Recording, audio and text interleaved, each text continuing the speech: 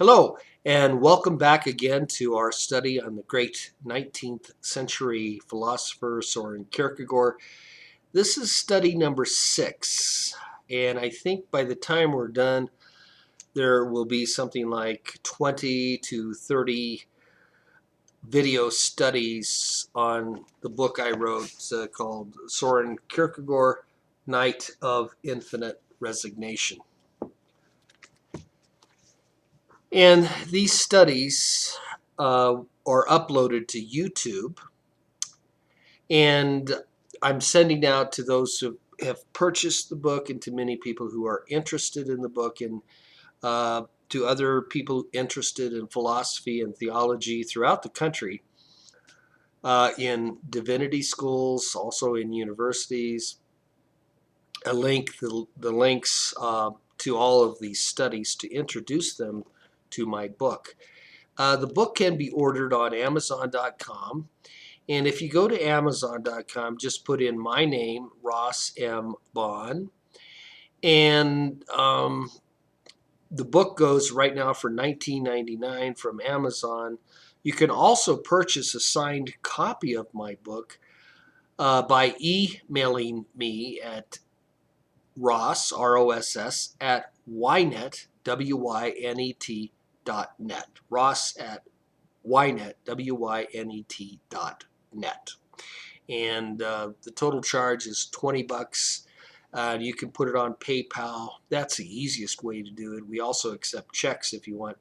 And for $20, we include the shipping. So you can buy it directly from me if you want for $20. And that's a little lower than Amazon because Amazon adds an additional charge for shipping and handling. So if you want to go that way, just go ahead and send me an order on at my email site.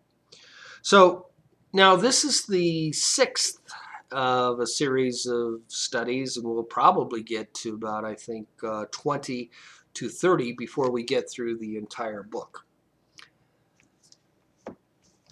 These studies started at St. Paul's Lutheran Church in Cheyenne, Wyoming, about in October of 2010. And during these studies, we never really got through completely to through the book. And I think we ended up somewhere in chapter 7. And hopefully we'll pick up these studies again in the fall, September, October of 2011. But in the meantime, I decided to do this whole series of, oops, that's the UPS guy, but I won't answer. I decided to do a series of studies, 20 to 30 studies probably, when the whole thing is finished. And I wanted to systematically go through from beginning to end the book, on my book that I wrote, and because some of the people who have purchased the book have recommended to me that there needs to be a deeper explanation of SK, an explanation of my explanation, if you can believe that. But certainly I understand that idea because of that point of view or that sentiment, because the book that I wrote of about 458 pages really is meant to be only an introduction to SK. It's not really meant to be a complete explanation, and I never pretended that I could completely summarize this great theologian, philosopher. So we're expanding the whole study of SK and my book on SK from beginning to end on the aesthetic and philosophical works. We're not getting into the religious works, just the aesthetic and philosophical works. So now in this study we pick up on chapter 3. Now chapter 3 is an introduction and an explanation of SK's very complicated understanding of indirect communication. Indirect communication is in every way integral to the understanding of SK's whole authorship through his pseudonyms. And a lot of times his style, his indirect way of communicating can be very confusing to the average student, because it's unclear where SK really stood on all these issues. And of course, that was his purpose, that was his goal, to make people want to investigate and study, and in some ways trick people into the truth through indirect communication. And he disguised this so well that many theologians still wonder if SK were a Christian or not during his lifetime. Now, of this, I have no doubt that SK was truly a Christian, but in the aesthetic and philosophical works, he really wanted to disguise his intent and his desire, because he was also very well known in Copenhagen as a religious author. But he didn't want to represent himself as a religious author, especially as a Christian author, in these particular works, because he wanted to find that person in life wherever he was. If that person were in the aesthetic life, he wanted to find that person and attract him. If the person were in the ethical sphere, he wanted to find that person where he was in his thinking and attract him into eventually religiousness A, and then in the end to religiousness B. These are the stages and becoming a self that SK had found. So in my own case, when I first started SK, started studying SK shortly after my conversion to Christianity at the age of 24, I was confused, and I wondered, was this guy really a Christian author or not? Especially in light of his attack upon Christendom. And it created this puzzle, and I always wanted to figure it out. And he gave me a lot of motivation throughout all these writings, because at the time I was converted to Christianity, I had a strong mental and spiritual predisposition toward the aesthetic and philosophical. So it was an especially interesting study for me to undertake, and a better understanding of what Christianity is really all about. Often it is very difficult to understand where SK stood on a particular issue and where his pseudonym stood. It can be confusing, and it needs a little bit of explanation. And he goes so far to distance himself in his person from the pseudonyms and characters in his books, in the point of view for my work as an author, to the extent that he says, "So in the pseudonymous works there is not a single word which is mine. I have no opinion about these persons, no knowledge of their meaning except as a reader, not the remotest private relation to them. Since such a thing is impossible in the case of a doubly reflected communication, one single word of mine uttered personally in my own name would be an instance of presumption, rather.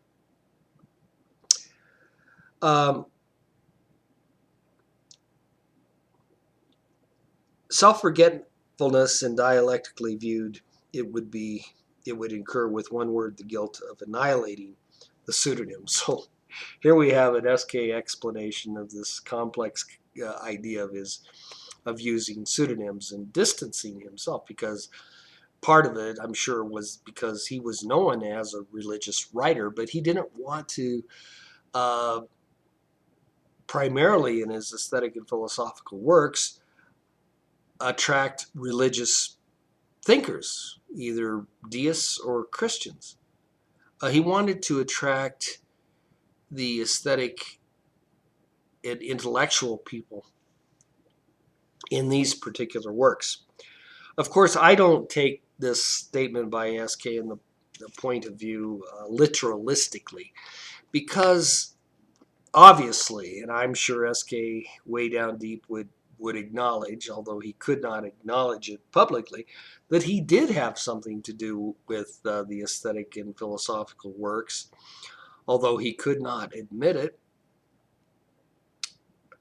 And it's obvious because the aesthetic and philosophical characters, the pseudonyms, the poetic creations, and all of his characters would not exist at all unless S.K. had created them in the same way that a cartoonist creates a cartoon.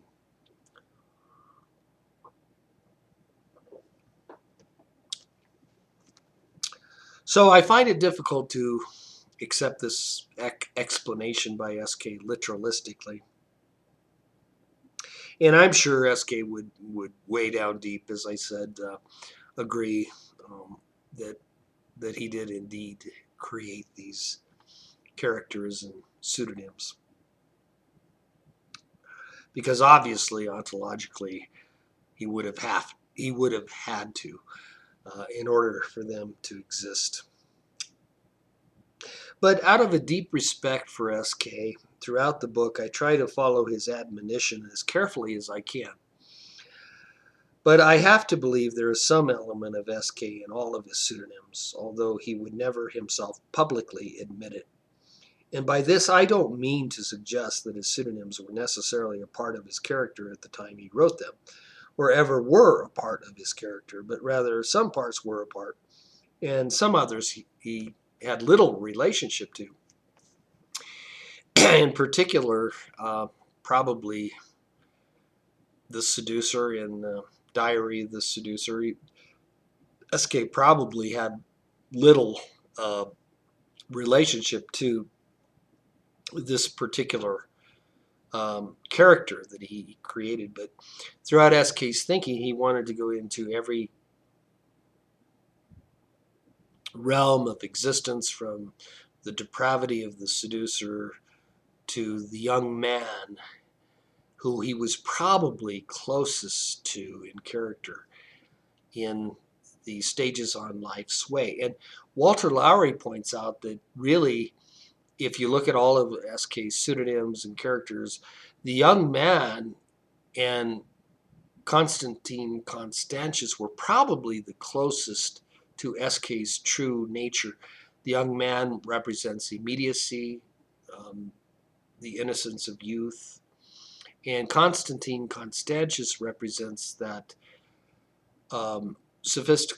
sophisticated intellect that S.K. had at the same time, that he was also a young man. So there are elements of S.K. in some of his writings and other elements in some of the characters and pseudonyms that don't relate as closely to S.K.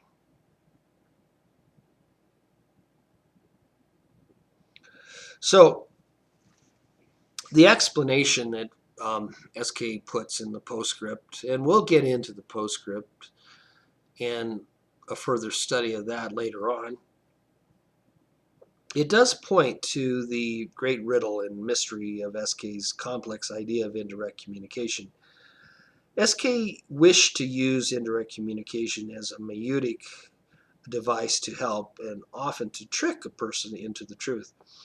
As with Socrates before him, it was S.K.'s firm belief that the most one person could do for another with respect to truth is to act as a sort of midwife, in the same way that Socrates acted as a midwife in order to trick a person into finding the truth. But that path, that way, is an individual way which each person has to follow for himself.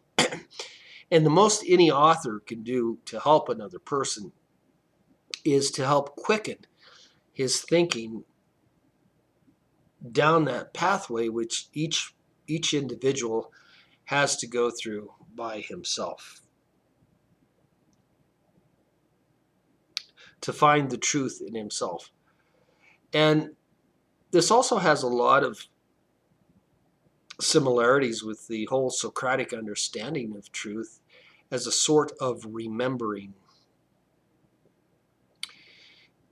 For Socratic thinking and also Greek thinking in general, truth was found through an inward reflection, always within, so that all learning was actually a sort of remembering. And when you remember truth, which you already have within you, then you know it. Now, in our modern way of thinking, we think of the mind as a blank slate, and we have to write something on this blank slate in order to understand it.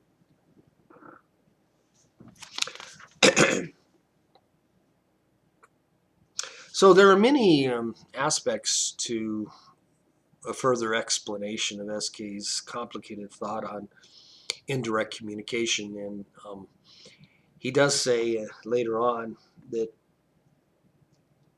in his journals that he sometimes wondered if there wasn't something demonical in his complex use of characters and pseudonyms. And at the end of toward the end of his life, and especially in his religious writings, he never used pseudonyms. He always used his own name because these were the works that he wanted to be most remembered for.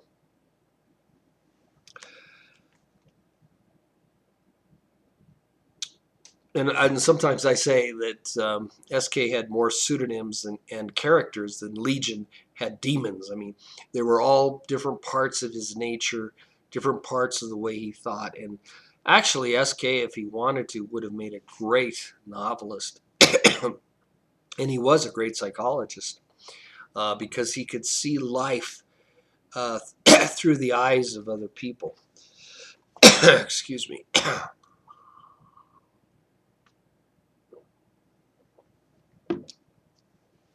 So let's go into these a little further. So always as a religious writer, as a religious writer, he had become profoundly attentive to this illusion of Christendom. And he resolved to attack it with all his might at his disposal. What then is he first to do? First and foremost, no impatience. If he becomes impatient, he will rush headlong against it and accomplish nothing. A direct attack only strengthens a person in his illusion and at the same time embitters him. There is nothing that requires such gentle handling as an illusion if one wishes to dispel it. Because people don't want to change their minds. Sometimes they're just brainwashed into thinking certain things. And it takes a very subtle understanding of human psychology to get that person to think in a different way. And so this was the major part, in my opinion, of SK's whole indirect communication. So he writes all of these works in an indirect sort of way. Now, whether it can be really done in a book form, that's kind of, to me, another question. Socrates communicated directly. He communicated indirectly by directly speaking to each student. But so SK tried to use the same approach in all of his aesthetic and philosophical writings. The aesthetic and philosophical writings are really what he called intricately conceived and a deception, and herein is to be found the deeper significance of the use of the pseudonyms. A deception, however, is rather an ugly thing. To this I would make an answer. One must not let oneself be deceived by the word deception. And I've been reading a lot about Dietrich Bonhoeffer, and he has in his book on ethics, he has an analysis of what deception really is, what lying really is. Sometimes you have to make white lies to get to the truth. And so this was a part of really what SK was all about. Uh, Dietrich Bonhoeffer uses this story about a girl in a classroom, and the teacher asks the girl, "Is your father an alcoholic?"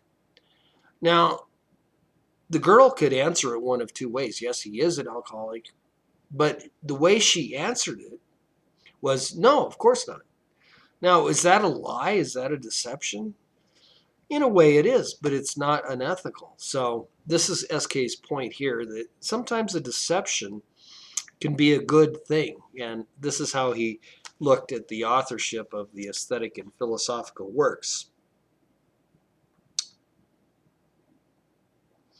And the indirect communication is a requirement of the nature of SK's philosophy, in that it requires a double reflection in order to be understood.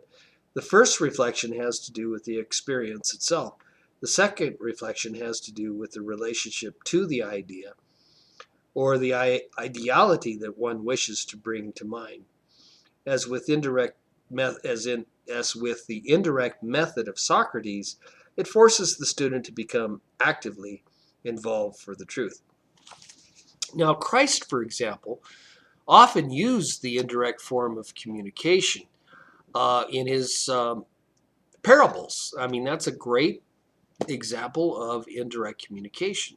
And it requires a double reflection because, first of all, you have to reflect on the story in the parable, and then you have to reflect on the ideal idea that the parable um, wishes to reveal. And so there's a double reflection as you study the parables, so that by studying the parables, both as in terms of a double reflection, you work through the problem and understand it yourself.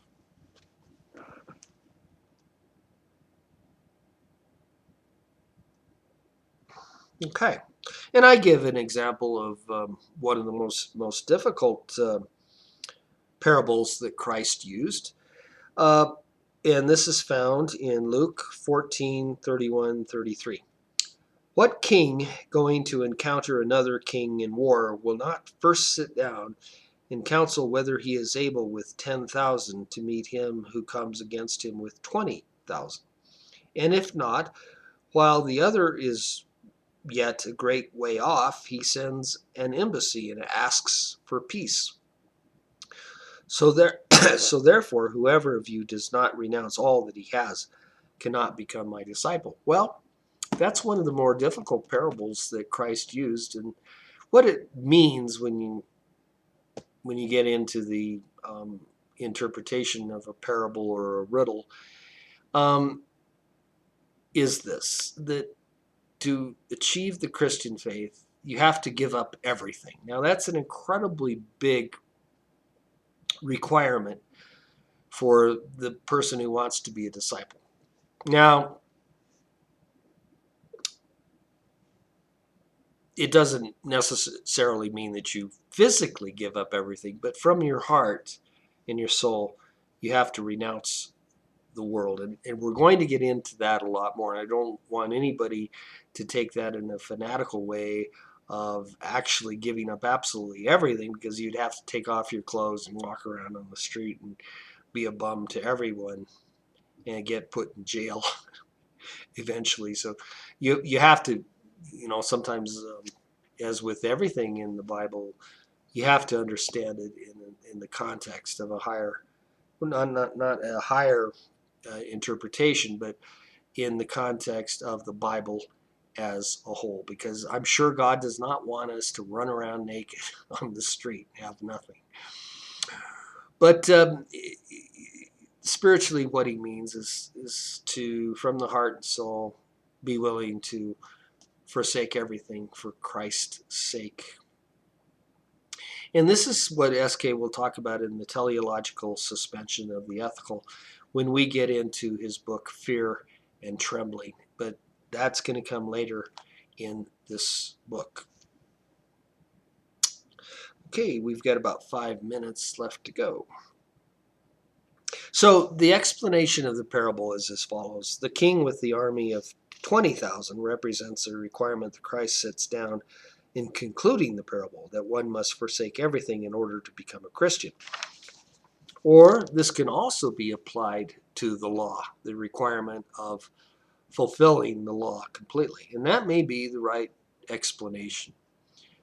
Luther gives these two explanations as a possible way of understanding the parable. And the first table of the law was, first and second table of the law, the summary of the law is to love God above all things and to love your neighbor as yourself. Well, that's a very, very, very, very, very difficult thing for any man to do. And we need God's grace. So we sue for terms of grace, just like the emperor or the king with the 10,000 sues the king of the army of 20,000. So those are the two ways, equally legitimate, I think, in terms of the context of the Bible, to understanding the parable. But the point is that you reflect both on the parable itself and then on the meaning, so that you work through what Christ really meant. So I go in a little bit more to this explanation of the parable, but we'll skip over that for right now.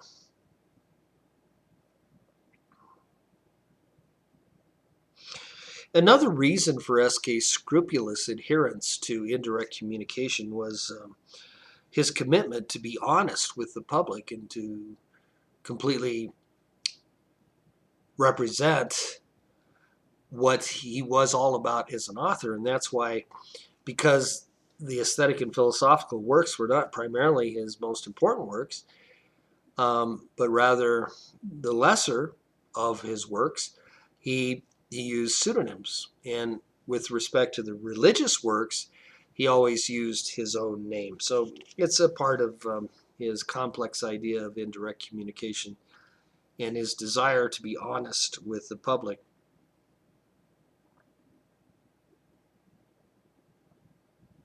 And he explains it this way in the point of view for my work as an author. One will perceive the significance of the pseudonyms and why I must be pseudonymous in relationship to all aesthetic productions, because I led my life in entirely different categories and understood from the beginning that this productivity was an interim nature, deceit, a necessary process of elimination. And we get into SK's wish, his desire to, as a highly reflective philosopher and stylist, writer, to get through the aesthetic and philosophical in order to get that out of his system so he could go on to the truly religious works. Okay, I think we got about 30 seconds to go right now, so that will do it for this study. We're up to page 74, and we'll pick up again, hopefully tomorrow or sometime this week, with the next study, which will be study 7. Hopefully I'll get this one up on YouTube tonight, and we'll start the next study tomorrow. So thanks for coming, and I will talk to you later on YouTube. I appreciate it. Bye.